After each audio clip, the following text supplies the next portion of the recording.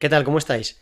En episodios anteriores habréis visto un episodio que abarca todo el tema relacionado con la guerra civil, en el que hablamos de anécdotas, hablamos de curiosidades, hacemos un repaso a la cronología de la guerra civil española, y todo esto lo hago con Álvaro Fernández. Álvaro Fernández también ha escrito un libro que se llama El olor de la vieja Europa, y quería grabar esta segunda parte del podcast para que nos explique cómo es, con tan solo 20 años, escribir un libro de historia y además hacerlo pues con el criterio con el que lo ha hecho él. Además, pues todo el proceso que conlleva para un joven escritor publicar un libro. Así que de nuevo tengo otra vez aquí a Álvaro Fernández. Muy buenas, Álvaro. Buenas tardes, Alberto. Bueno, aunque esta sea la segunda parte del podcast, ya llevamos un ratito hablando sobre guerra civil y las personas que quieran, si quieren conocerte un poco más, este es el podcast, pero si además quieren ver cómo es tu dinámica de divulgar historia, porque tú eres divulgador de historia y lo haces a través de Instagram, a través del YouTube. Canal de Almuerza Historia y YouTube. Eso es. También recientemente has sacado un libro. Entonces, en este episodio nos vamos a centrar y nos vamos a hablar de tu libro, pero ya no solo de tu libro, sino también de cómo es saltar al vacío y publicar un libro con tan solo 20 años y cómo ha sido el proceso para llegar a publicarlo.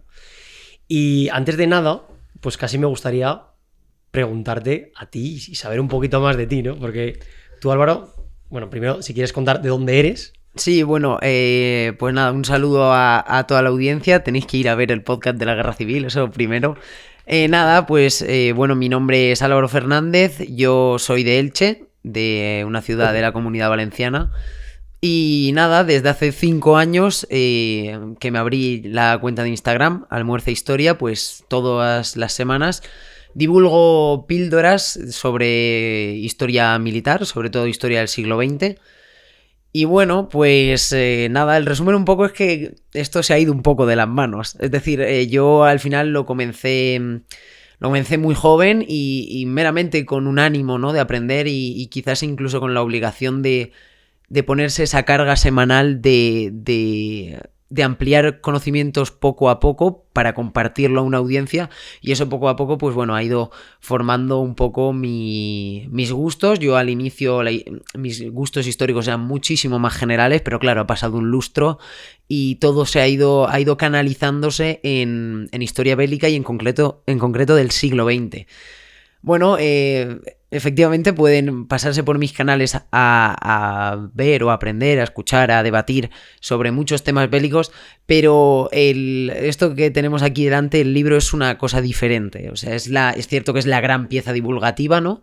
Pero no es una novela. Este no es un libro pensado para entretener, para informar. Sin embargo, está hecho para entretener. Es decir, hay muchas maneras en las que uno puede sumergirse en una guerra, en este caso la Primera Guerra Mundial, que es en lo que se basa la novela, una guerra que ya queda tan lejos, hace más de 110 años que comenzó, aparte justo este año ha sido el aniversario, y bueno, en mi opinión es una guerra que está un poco denostada en comparación con la segunda, ¿no? La Segunda Guerra Mundial, con el tema de Hitler, el Holocausto, la Unión Soviética, sí, pues bueno, tiene una fama y todo un equipo de películas, de series, de libros. ¿Cuántos libros se publican, incluso en castellano, de la Segunda Guerra Mundial? A patadas.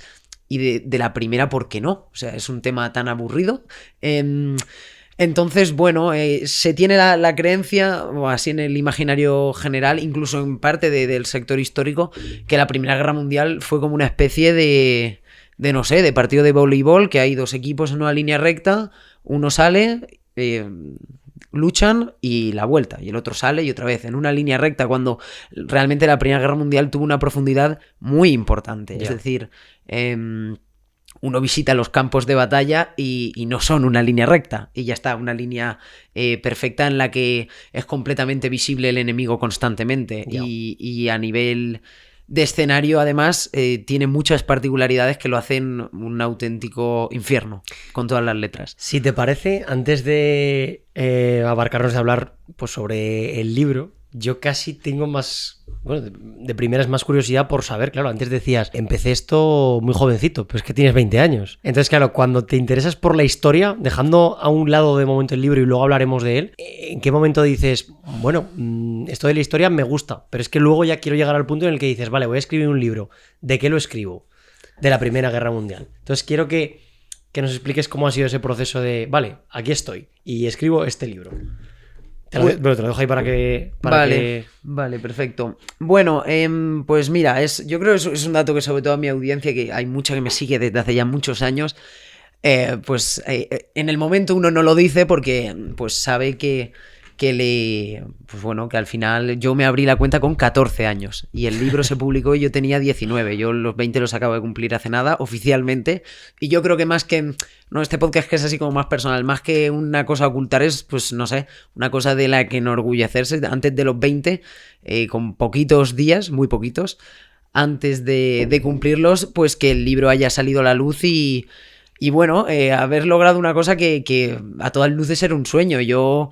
Pues cuando comencé la cuenta, evidentemente, no tenía pensado nada de lo que ha sucedido a futuro, pero muchísimo menos publicar un libro tan pronto. Claro, es una dosis de motivación extra el ver que te dan esa oportunidad y bueno, todo lo que conlleva que no se ve de llevarlo a cabo. Yo creo que es el proyecto más tedioso y exigente en el que me he visto envuelto por la cantidad de horas, por la extensión en el tiempo que te requiere, por toda la incertidumbre, porque al final muchísima gente a la que nos está viendo será lectora y sabe que, bueno, pues hay novelas buenas, malas, lo que sea, pero a mí realmente lo que me pesaba era el decir, voy a ser capaz de escribir un libro, voy a ser capaz de hacer una historia que guste, que fuera una historia correcta en lo histórico, además. Pues eso no me preocupaba, quiero decir, al final... Eso es cuestión de investigación, igual que hago las publicaciones, pues eso se aplica a una narrativa. Pero claro, desarrollar una historia de 200 y pico páginas en las que se cuente algo, y sobre todo mi gran obstáculo no era que yo lo entendiera, porque yo la Primera Guerra Mundial me la sé, era lograr un balance entre transmitir información sobre la guerra, a la par que crear una historia entretenida y con la que el lector se identifique. Y claro, eso pues se resume en un síndrome del impostor que yo creo que he mantenido muy, muy, muy a raya. Eso claro. Es cierto. También en parte porque he tenido plazos bastante justos. Y esto no es cosa de mi editorial. Simplemente que yo, por cuestiones personales, pues tenía una fecha límite y bueno, esa fecha límite se cumplió, pero implicó que la escritura se desarrollara en menos de 50 días, lo que es la escritura. O sea, toda la escritura del libro... entre los 42, 50 días más o menos. Pero claro, a una cantidad de horas por día que yo para próximos proyectos literarios voy a procurar espaciar más las cosas y hacerlo con más previsión, porque si no, esto sostenido en el tiempo se me iba a acabar cayendo todo el pelo. O sea... Y claro, pero es que, o sea... ¿Has escrito esto en 50 días, has dicho? Sí, menos de 50 días seguro. Yo tenía un calendario... A ver, yo no soy una persona maniática, pero es cierto que las cosas o los proyectos, hace poco aprendí que es mejor callárselo. O sea, genera mucho bienestar y es verdad decir voy a escribir, voy a publicar, pero si no lo sabes con certeza es mejor no decirlo, porque si luego se tuerce, aunque solo tengas que dar explicaciones a tu familia y a tus colegas, pero no está... Uno, a ti no te dejan buena imagen y luego tú te estás motivando con algo que cuando todavía no lo has hecho. Yeah. En el sentido de, a mí tú debes sacar fuerza para escribir el libro, pero no te debes aupar en voy a escribir, no.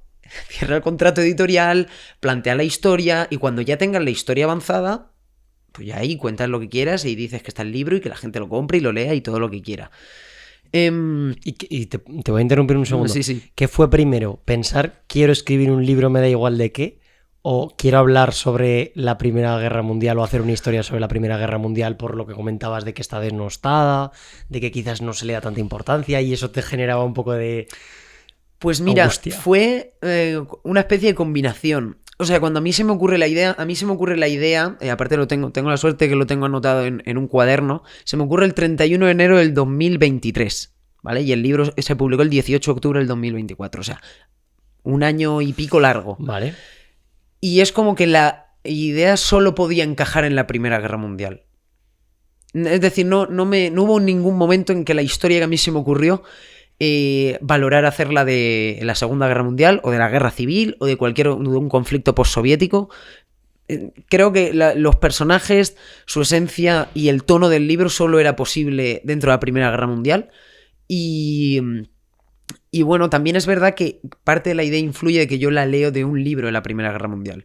De un libro que se llama La Primera Guerra Mundial contada para escépticos, en la que hay un momento en el que un soldado estadounidense le cuenta a su madre en una carta cómo huele el frente y bueno, cómo huele Europa, ¿no? Un poco de ahí el libro.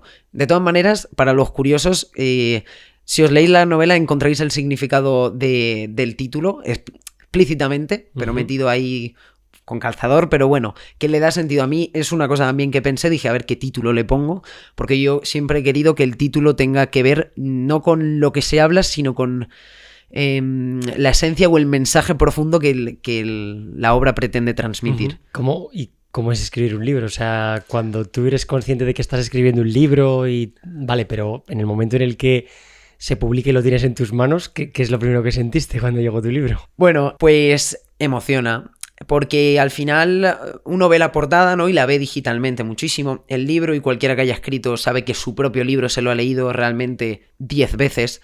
De hecho, a modo de curiosidad, ha pasado un mes y pico y yo no me he leído mi libro en físico todavía. Yo no me he leído El olor de la vieja Europa encuadernado, ya en libro físico. Yo solo lo he leído en archivos digitales. Pero claro, porque es lo que comento, ¿no? Tú te lees tu historia 9 veces y todo el rato consideras que es un Word. Además, a mí me hacía mal porque, claro, esto no deja de ser algo... Esto no es algo tan diferente a lo que yo hago en mi día a día en Almuerzo Historia. O sea, al final, los guiones de los vídeos van en un Word, las publicaciones van en un Word. Entonces, claro, es como una especie de macro mega publicación.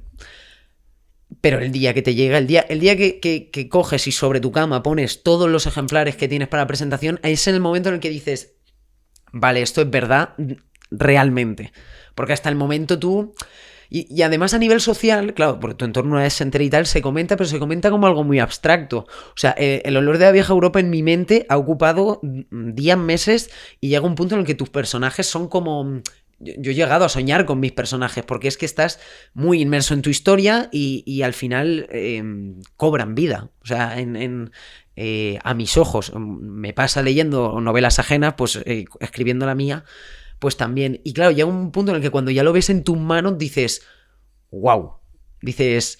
toda esta estantería que tengo de libros ajenos porque es cierto que, hombre, uno lo sueña, llega un punto, pues a partir de los 17 o así, dije, oye, me gustaría escribir, pero no, vamos, me llegan a decir que con 19 lo logro publicar y le diría que se fuera a dar un paseo y que se acercara a la farmacia a tomarse algo porque le dolería la cabeza o tendría fiebre, no sé.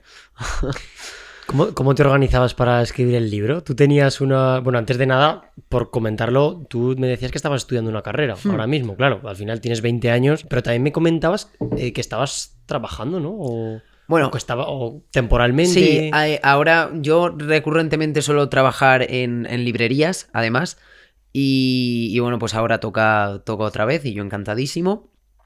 Y bueno, eso también ha facilitado mucho esto, porque cuando tu entorno laboral está lleno de libros, es muy importante y porque yo no... Y esto es lo típico, ¿no? Que va a parecer de que es un topicazo, pero a mí no me gustaba leer y es que es verdad. Yo leía 3 libros al año, que para mí, mi percepción de a día de hoy, pues es súper poco. Y no me gustaba la novela, no me gustaba. Sin embargo, claro, yo entré a una librería por la cuestión de historia, porque yo dije, yo estudié un grado medio y dije, bueno, un grado medio y luego un superior. Y dije, bueno, y para las prácticas, ¿dónde me meto que tenga un mínimo de relación con la historia? Y dije, pues ya está, una librería. Y claro, a raíz de eso estás rodeado de libros, comienzas a leer más y bueno, y luego llega un punto en el que también te surge la inquietud y dices... Porque acabas leyendo ya muchas historias y dices, hombre, ¿y no sería yo capaz de escribir alguna? Pero bueno, a nivel organizativo el libro se escribió en verano. Es decir, por aquel entonces no estaba... El curso había terminado y yo había terminado también de trabajar porque estuve en un estudio de publicidad. Y Entonces, claro, le podía dedicar tiempo completo. Yo lo que tenía era un calendario con cuadritos, era un calendario blanco que me hice con el Canva, y yo día a día iba rellenando, iba rayando con un lápiz la cantidad de páginas. Porque, y esto es un mensaje para todos aquellos que pretendan escribir algo, claro, la incertidumbre de estar en la página 3, de no tener ni idea realmente de cómo va a ser la historia, porque yo sí tenía un índice, pero claro, el índice quizás es escena aviones ametralladora a fuego, punto. Y de ahí tienen que salir 5 páginas. Y 5 páginas con una coherencia con el resto del libro. Yeah. Entonces yo me iba en un calendario, creo que me lo dividí, cada día eran 5 páginas que tenía que escribir. Claro, día que no haces 5 páginas o día que no escribes, al día siguiente no son 5, son 10. Para volver a estar en la misma métrica. Porque yo lo escribí en muy pocos días. Eso fue una cuestión mía, de que yo tenía un viaje y me lo quería dejar acabado antes. Pero porque si no, no iba a disfrutar del viaje. Iba a estar pensando obsesivamente en cómo va a terminar la historia y lo que hubiera supuesto el parón a nivel de estado de forma, de narrativa, de todo, de estar 2 semanas sin escribir. Y eso yo me acuerdo que me los iba tachando, y cuando el cuadro tenía 30 días, cuando ya solo quedaban 14, pues me hacía un impreso más pequeñito y volvía a tachar, porque uno tiene que encontrar maneras de darse cuenta de que está progresando. Porque lo del Word, lo de la hoja del Word parece coña, pero es que tú no ves un avance real. Tú ves una hoja y otra y otra y otra. Y más en un libro. Pero en lo físico tú no ves ningún tipo de evolución. Entonces hay que buscar maneras de que uno sea consciente de que está avanzando y de que le queda poco. Yo tenía un límite de páginas que quería llegar 100%, y es cierto que una vez llegué fue como quitarme la presión de decir, venga, ya está hasta esta cantidad escrito, y luego ya el resto es cierto que fue un poco más en caída libre. Fueron más horas, pero fue una presión diferente. Claro, es que también entiendo que la historia te irá llevando hasta, ¿no? Sí, yo hay 2 tipos de escritores que se llaman el mapa y el brújula. Creo que es el brújula es aquel que no tiene un rumbo fijo, simplemente va guiándose y va escribiendo según su instinto, ¿no? O como tú dices, por donde lo lleva la historia, y luego está el mapa, que se detalla la historia y lo que va a ocurrir. En mi caso, pues se podría decir que yo soy un 70% mapa y un 30% brújula. Vale. La historia estaba planificada, pero no por una cuestión de no sé, es meramente porque los giros y los cambios de personaje y hay muchas técnicas narrativas que solo se pueden llevar a cabo si tú sabes si va a suceder. Claro. Y sobre todo por el no perder la oportunidad de haberlo planificado con antelación. Porque de todas maneras el brújula aparece, y ya te digo, aunque yo tenga una escena de una línea, como es de una línea solo, pues tienes que crear más y de desarrollar y luego esa línea a ver a dónde te lleva. De hecho, creo que hay solo una escena en todo el libro que no estaba planificada. Es una de unos camiones y un avión. No hace falta que especifique más porque la gente sabrá, si se lo lee, a qué escena me refiero. Que esa no estaba planificada. Esa misma mañana o tarde, el rato que tenía para escribir, dije, voy a hacer esto. Y me gustó bastante cómo quedó la escena, así que decidí dejarla y no afectaba la historia, solo sumaba. Pero bueno, la organización es clave. Yo sin organización hubiera sido incapaz, porque tienes que mentalizarte que vas a estar mucho tiempo. O sea, yo los fines de semana, aparte a raíz del libro, mis fines de semana dejaron de existir hace ya muchos meses, porque tienes que dedicarle, para llevar esto con el simultáneo de almuerzo e historia, y estamos hablando de verano, ¿no? Que al final pues uno tiene tiempo. Ahora es muchísimo más complicado. Pero la organización es que es fundamental. Es que sin organización no hay manera de que un proyecto lo pueda sostener 2 meses. Porque matizo, yo el libro efectivamente lo escribí en 50 días, pero ni las ideas, ni el viaje que hice, ni luego la corrección, eso duró más tiempo. No se desarrolló en 50 días. Claro, eso es bastante más. ¿Y tú cuando estabas escribiendo en el libro, en qué prototipo de lector estabas pensando? O sea, ¿esto lo va a leer una persona? ¿Qué? Pues fíjate, puede parecer egoísta, ¿vale? Pero yo he escrito la historia que a mí me hubiera gustado leer. Es decir, yo leo literatura bélica y suelo quedar muy, muy satisfecho con todas las lecturas. Uh-huh. Pero es verdad que, bueno, es que yo creo que ese es el resumen y la motivación y todo. Yo lo he escrito para alguien como yo. Y bueno, pues no sé si a nivel de mercado o de perspectiva o de narrativa pues será mejor o peor. Si alguien necesita alguna referencia, la obra en la que está inspirada esta novela es Sin novedad en el frente. Bueno, sacaron hace poco una película en Netflix y pilló más bombo, pero es un auténtico librazo de la Primera Guerra Mundial. Ese libro es insuperable, sobre todo porque es una novela de alguien que estuvo allí de verdad, no como yo que estuve 110 años después. Entonces, claro, le puede impregnar un realismo que a mí me es inalcanzable. De todas maneras, eso, yo lo pensé y dije, buah, a mí qué historia me encantaría leer. Y dije, pues, El olor de la vieja Europa. A ti, claro, ahora estabas comentando que en el libro que te inspiraste, el autor que lo escribió estuvo allí, en ese... Bueno, sí, en la Primera Guerra Mundial. En la Primera Guerra Mundial. Tú también un poco has querido inspirarte incluso en esa misma acción de ir allí, porque 100 años después, porque esto cuando hiciste un viaje hace muy poquito y fuiste a Verdún, ¿no? Al frente. Al frente, efectivamente. Por suerte en Francia los frentes de guerra los tienen muy bien conservados, muchos sectores. Bueno, en Francia en general en toda Europa. Y bueno, fue un poco lo que hemos dicho al inicio de la conversación de si tú te esperabas que, pues no, yo evidentemente no me esperaba viajar al frente con 19 años tampoco. Y claro, para mí fue todo un choque de decir, buah, toda la ilusión y todo el trabajo que le han metido estos 5 años sin ver resultado, como mínimo estás aquí con tus propios ojos para verlo. Y eso hay un punto en el que no hay Wikipedia que te explique cómo huele la vegetación allí, ni que te haga ver con realidad cómo son las trincheras, ni cómo de profundos son los cráteres, ni cómo huele la tierra húmeda. Eso son muchas cosas que a nivel de narrativa tienen un valor incalculable y que no se pueden conseguir a través de la pantalla de un ordenador. Luego además conoces la perspectiva de la propia población, es decir, de cómo Verdún cuenta su batalla y cuál es su visión de la guerra. Y luego a nivel de museos allí es exagerado, o sea, tienen una cantidad de armamento, de uniformes, de cascos, de todo. Pero de todas maneras, lo que es tristísimo, pero que bueno, que creo que se puede ver bien en la novela, es el tema. Yo lo que más vi allí con diferencia fueron muertos, de largo. ¿A qué te refieres? Vale, allí cuando tú vas a Verdún, tú puedes subir a un al osario de Douaumont, vale, que se llama, que está en la parte de arriba, y hay una extensión muy, muy, muy, muy grande en la que es un cementerio, ¿vale? Es un cementerio militar francés. Bueno, pues yo sabiendo más o menos las cifras de la batalla y tal, yo llegué allí, se te hiela la sangre de la cantidad de tumbas que ves, porque es que no abarca la vista. Y yo dije, bueno, aquí habrá 50.000 personas fácil. Fácil. Y claro, llegas al cartel y te dice que solo hay 15.000. Que puede parecer una frase un poco fría, no solo. Bueno, es que en la batalla de Verdún murieron 300.000 franceses. Según las cifras que da la propia Francia, allí, de los carteles. Entonces, claro, ¿qué porcentaje? Realmente es bajo, ¿eh? Aunque es un número brutal. Y si vais allí y lo veis con vuestros propios ojos, veréis que de verdad es que es enorme, es que es muy muy grande.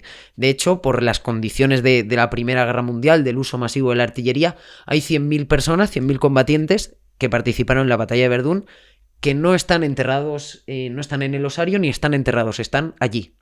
Quiero decir, la tierra los sepultó y hay veces que cuando llueve pues los huesos salen, ¿sí? Salen y los guardias forestales los recogen y los ponen en el osario. Sí, unas 100.000 personas se calcula. Joder. Pero porque es que la batalla de Verdún y la Primera Guerra Mundial en general tiene unas cifras dantescas, pero es que no tiene otro adjetivo. Fuese también uno de los motivos por los que animé, porque el ratio y el porcentaje de bajas es exagerado. Un soldado en el frente occidental tenía una esperanza de vida de 2 semanas. Claro. En aquella época. En aquella época. Entonces, bueno, tú lo ves con tus propios ojos y claro, te haces plantearte muchas cosas. O sea, yo invitaría a cualquier dirigente o mandamás que quiera iniciar una guerra que lo visite. Que lo visite y que escriba en un papel, vale, aquí cuánta gente hay enterrada. Y que lo ponga y que luego le digan el que hay. Porque se va a equivocar, ¿eh? Se va a equivocar. Y va a ver que hay muchos menos de los que él cree. Es decir, yo allí me di cuenta de la dimensión incluso espacial de lo que implica una guerra. O sea, de cuánto terreno tienes que tener para tener a los muertos contabilizados y ya pues llegado un momento sepultados incluso. Ya. Y claro, y las lápidas tienen nombre, ¿eh? Tienen nombre y fecha. Ella no sé qué, no sé cuántos, 19 años. no sé qué, no sé cuánto, 22 años y están con nombre y apellido. Yo de todas las que vi en el cementerio solo hubo una que me llamó la atención, que había 4 enterrados en la misma tumba, pero el resto son tumbas individuales y está súper bien conservado. ¿Y cómo llegaban a identificarlos? Podrían estar mutilados algunos, ¿no? Entiendo. Bueno, ya, pero llevan chapas identificativas. Vale, es verdad. Son unas chapas de acero que bueno, había veces que no se identificaban. Eso también es verdad. O sea, cuando se da a un soldado por desaparecido, sobre todo en la Primera Guerra Mundial, no suele ser porque lo han capturado, sino porque o esa persona ya no existe o es que no hay capacidad de identificar quién era, ¿no? Entonces se da por desaparecido y ya está. Pero sí, luego además hay allí una fortaleza, que es la fortaleza más grande que he visto yo en mi vida, con unas paredes verticales de 15 metros de altura, que es un refugio subterráneo, ¿no? Y allí estuvieron viviendo miles de soldados, porque toda la zona de Verdún, si la visitáis hoy, es un bosque, aparte es un buen bosque, y cruza por el pueblo el río Mosa. Pero en aquel entonces por los bombardeos estaba yermo, o sea, es decir, no había apenas vegetación ni nada. De todas maneras me gustaría matizar, yo fui a Verdún porque en la novela no hay hay 3 capítulos, ¿vale? Y ninguno se basa en Verdún, como tal. Uh-huh. Hay uno que es muy próximo. ¿Por qué fui a Verdún? Bueno, pues porque a nivel de accesibilidad, para mis medios, era el lugar donde iba a poder encontrar más trincheras, más fuertes, más armamento, más información, ya no solo de Verdún, sino de en general la región. Uh-huh. Y como la novela sí se basa en la región, pues bueno, esa fue la decisión. ¿Y hablaste con algún habitante de allí por preguntarle cuál era su visión al respecto? No, porque yo no sé francés. Yo me intentaba apañar. Yo con los que hablé fue con los del museo. Con ellos sí hablé. Uh-huh. y hablé en inglés. De hecho, hubo un buen hombre que había estado en España y me había dicho que había estado, que sí, en Valladolid, en Soria, en no sé qué, había estado por Castilla. Y nada, el hombre hablaba 7 idiomas, entre ellos el español, y estuve hablando un poco con él. Y bueno, y me preguntó, entre otras cosas, ¿qué haces tú aquí? Plan, de España, tienes esta edad, ¿tú qué haces aquí viendo esto? Estás perdido. Claro.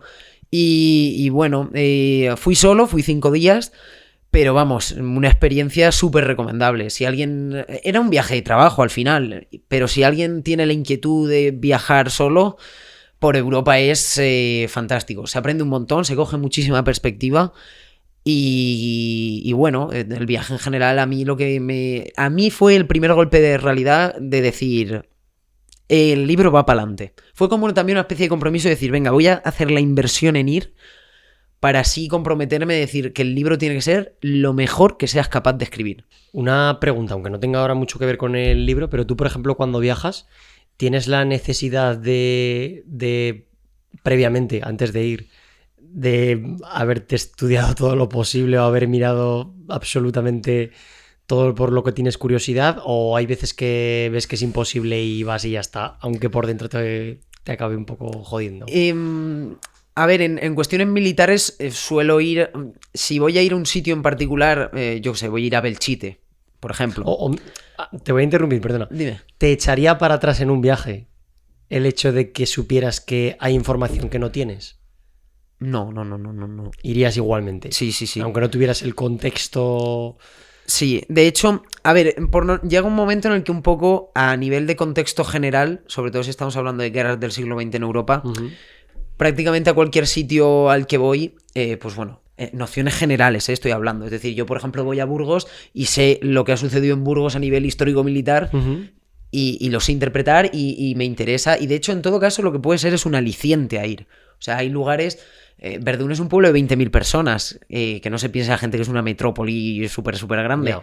De hecho, yo, al menos para este viaje, yo primero me hice la bibliografía, es decir, primero estuve leyendo e investigando varios libros al completo para sacar información y pues bueno, pues contrastar e intentar traer una versión de lo más real posible.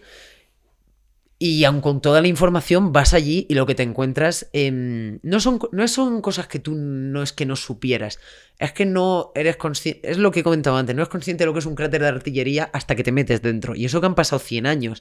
O por ejemplo cuando ves alambre de espino por primera vez, que dices, y aquí había hombres que se quedaban desangrándose, porque aparte el alambre de espino tiene la peculiaridad de que corta para un lado y para otro, y a veces se quedaban enganchados o la artillería los empujaba.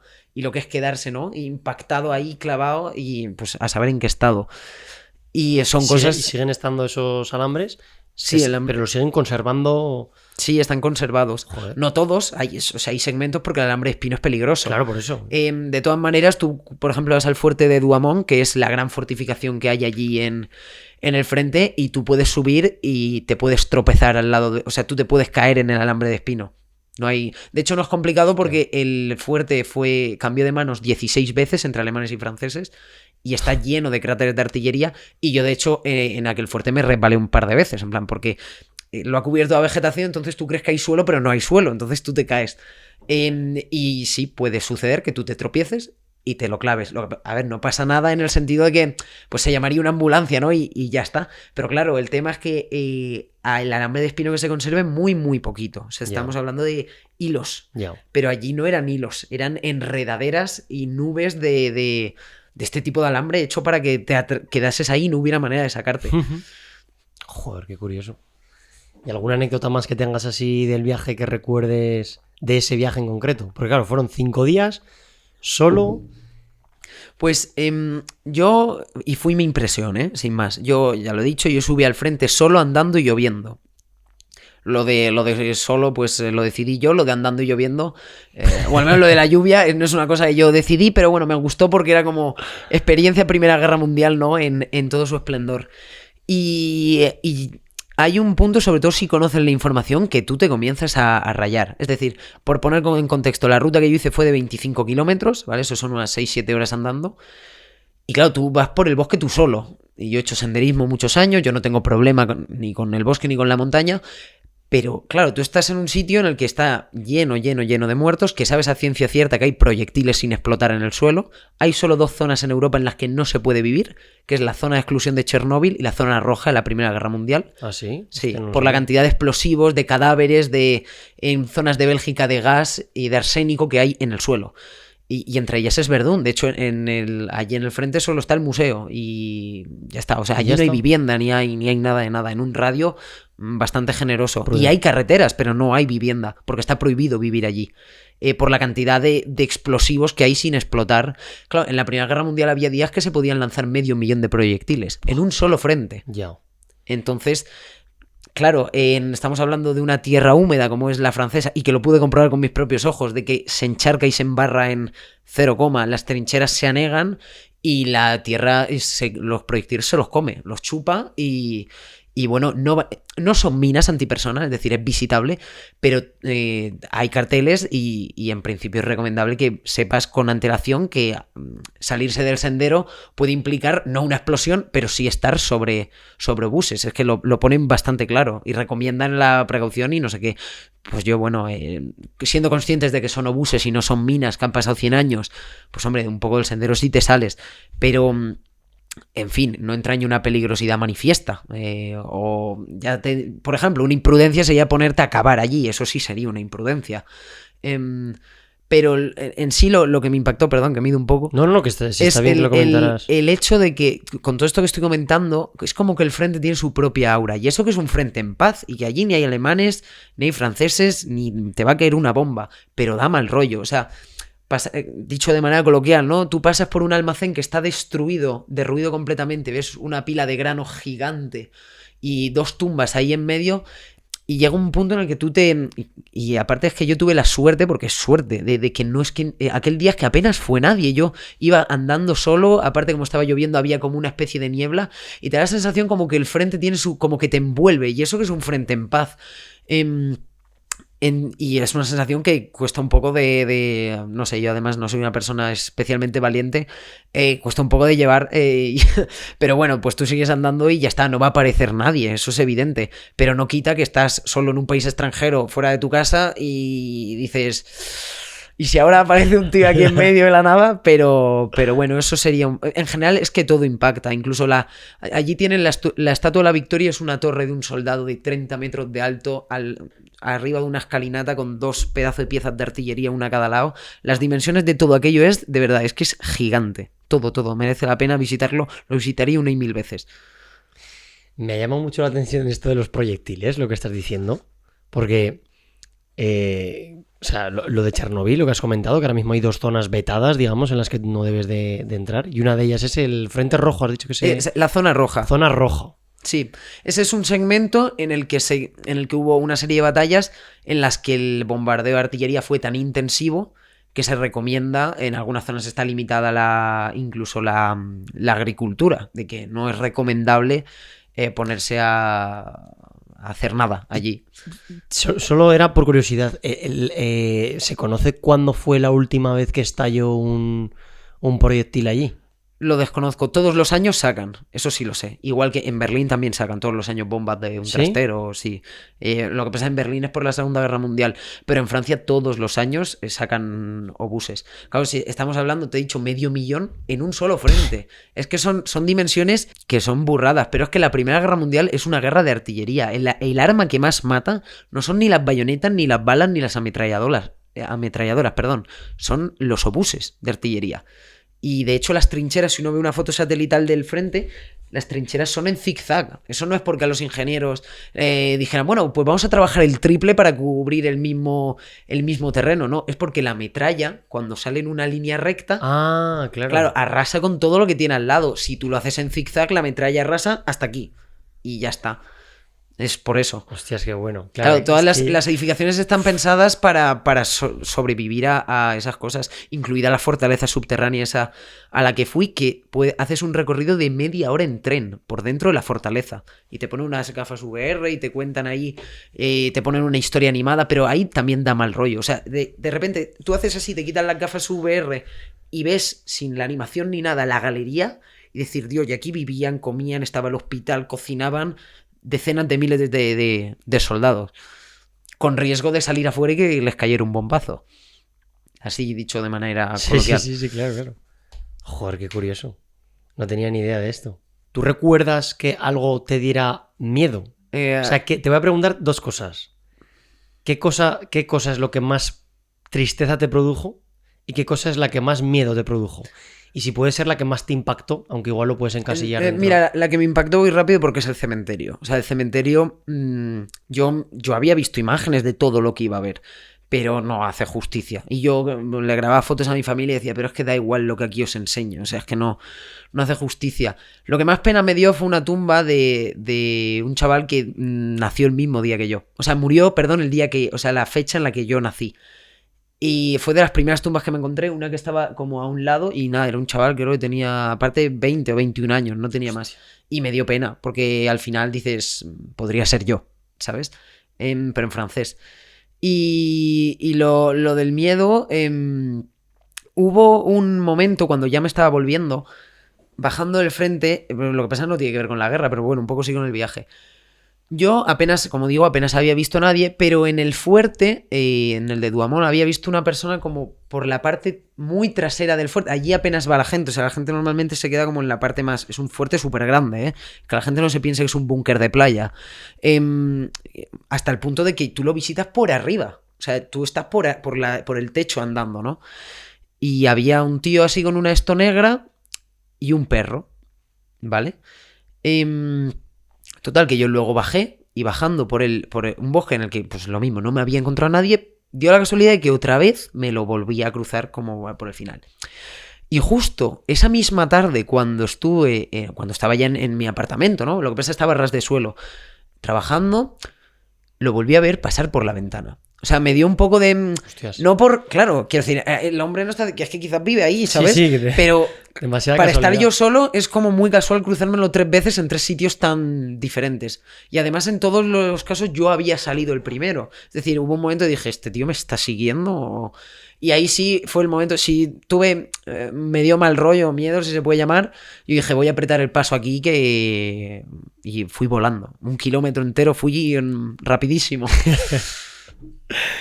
Bueno, Álvaro, pues casi se nos ha hecho hasta corta esta conversación. La verdad que es que ese contigo es un lujazo, porque es que es preguntarte un poco y es que tienes tal cantidad de información que, claro, o sea, al final dignifica todavía más todo el trabajo que tiene este libro, porque parece que han sido esos 50 días que te costó escribirlo, pero es que no han sido ni esos 50 días ni el año y pico desde que decidiste escribirlo, sino todo el tiempo que llevas teniendo curiosidad por la historia, aprendiendo y que fíjate que hoy pues a mí me ha regalado este momento de haber estado 1 hora y pico hablando sobre la guerra civil y ahora sobre tu libro que ya para mí se ha convertido en una lectura obligatoria después de escucharte y que espero que para los oyentes pues también lo sea. El olor de la vieja Europa. Yo cuando lo lea por supuesto te daré mi feedback y les dejaré a la gente en la descripción el link del libro para que lo puedan comprar, Álvaro. Pues genial, yo estaré encantado de enviárselo a todo aquel con su respectiva dedicatoria y su merchandising, que ya lo has visto. Y nada, pues bueno, muchísimas gracias a ti por darme la oportunidad de esta exposición y de contar un poco, porque a mí en lo personal me hace también un montón de ilusión. Al final en mi habitación estoy yo solo haciendo las publicaciones, pero bueno, tiene un trasfondo mucho más guay, incluso creo yo. Y nada, es todo un placer poder comentarlo contigo. Muchas gracias Álvaro por este ratito. A ti.